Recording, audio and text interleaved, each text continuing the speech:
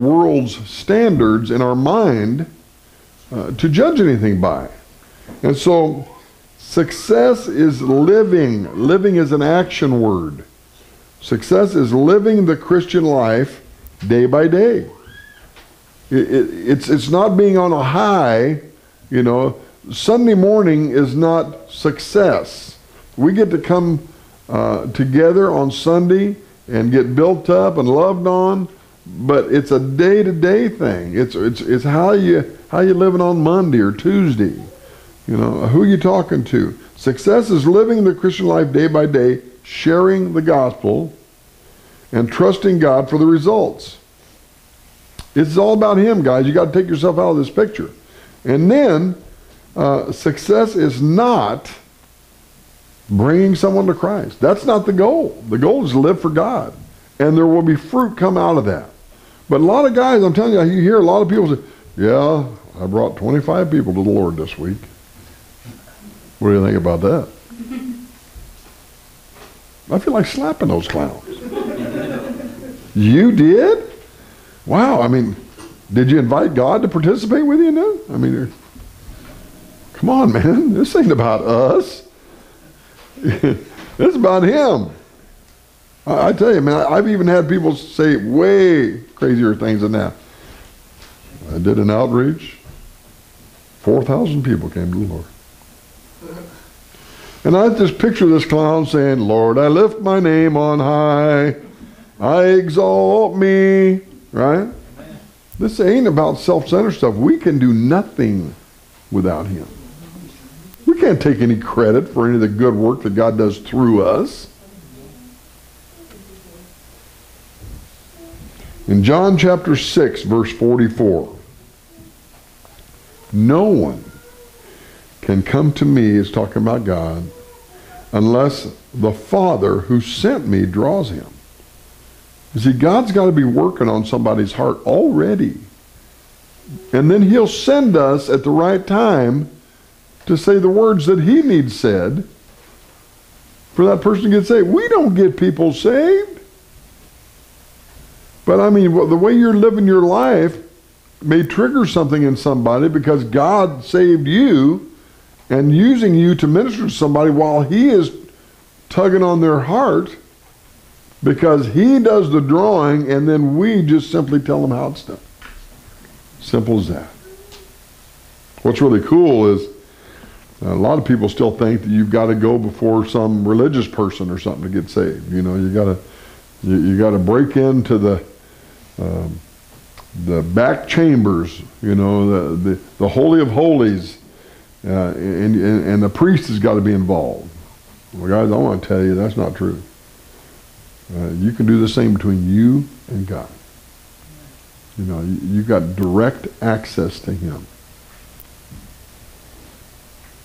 No one can come to me, Jesus is saying this, unless the Father who sent me draws him, and I will raise him up at the last day. Once that's happened, we're going to be with Jesus. I can't wait for Him to come back. You know, I don't know what all that's going to be. There's so many different people have different views on what's going to happen, you know, at the rapture of the church. I don't care. I just want to be involved. You know, He's already got the plan. I don't need to know the plan. I just need to be ready. You know, and so there's two kinds of church folks, and I want you guys to listen to this. Now, you probably won't hear this in a First Baptist Church of Gainesville. Two kinds of church folks. We're talking about people. Those who talk about the lost. I'm telling you, churches have big meetings talking about lost people. Just talk. Meeting after meeting after meeting. Planning and planning and planning. But not doing anything. And then the other kind of people are those who talk to the lost. So you got some that talk about the lost, and then you got some that are talking to the lost. Well, I think I've told some of you guys that I've got this brand new ministry that I've started on the weekends.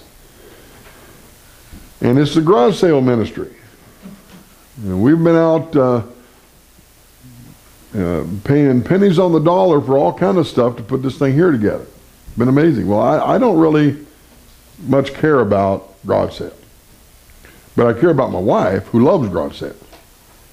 And so I deliver her to the garage sales. And then I just sit there and talk to the people that are running it, you know.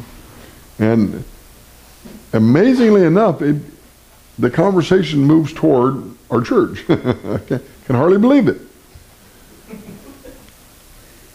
But man, we have gotten some results from that, you know. Kristen, she hasn't been here this week or last week, but she texted me on my Facebook thing and told me that a friend of hers has invited her to a series, a 2-week series that her pastor was putting on about the issues that she's dealing with in her life. And she wanted to make sure I knew that, and that was pretty cool.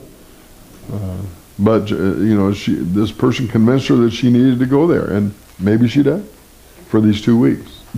Whatever she does, I hope it helps. You know, those who talk about the lost, those who talk to the lost. We've got to decide which ones we want to be.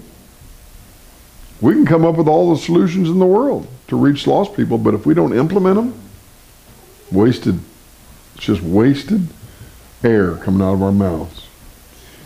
And so 1 Peter chapter 3, verse 15. But in your hearts, set apart Christ as Lord.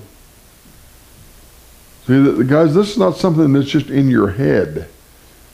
You know, because in the Bible tells us that we need to confess with our mouth, but we need to believe in our heart. See, it just kind of bypasses what emotion. That's why it ain't about emotion, this Christian life, because it's in our heart, you know. And this confirms it. But in your hearts, set apart Christ as Lord. Now, what that means is He is calling the shots. The Lord, who in the old days, the Lord made a command and they did it. There was no question. The Lord, whoever He was, told you to do something. It was not an option. And so when we get saved and we surrender our lives to Him, and He says this and this, we need to do that. We need to do it. There shouldn't be any question. Then it says, always be prepared to give an answer to everyone who asks you to give the reason for the hope that you have. But do this with gentleness and respect. And what this means, guys, is I'm telling you, you can quote scripture all day long to people, and they can say that's not true or anything, but they can't deny what has happened in your life. You know, they can't deny that. If you tell somebody I used to slam dope, you know, and running wild, they can't say no, you didn't. Would you just like to see my little array of puncture wounds? You know, took 35 years to get those things healed up. They can't say that your life wasn't in the toilet when it was. And so that has got to sink in. When we're talking to somebody, say, man, I know where you're at. Man, I was there. You know, it's like one of the things that's discouraged me over the years is when you'd get a church, their youth group or something, they want to go out and witness to people, and they'll go down into the alleys and stuff where people are banging dope, and they're going to give them sandwiches, and then they're going to witness to them and get them saved.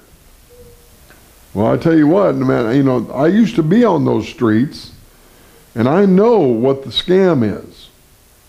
In order to get a sandwich, people will say anything you ask them to say. And I imagine these guys that get saved 4 or 5 times a week to get that sandwich.